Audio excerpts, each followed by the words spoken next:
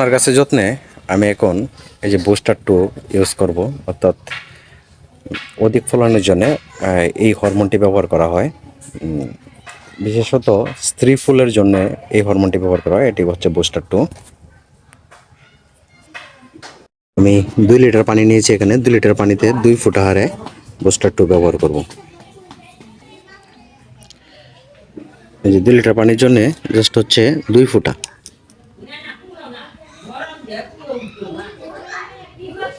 এক ফুটা, এই যে 2 ফুটা। আর এটা অবশ্যই বিকালবেলায় স্প্রে করতে হবে।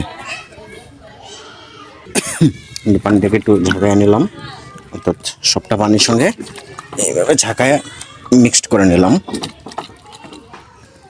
তারপরে স্প্রে করে দেব। সম্পূর্ণ গাছ আমি ভিজিয়ে দেব।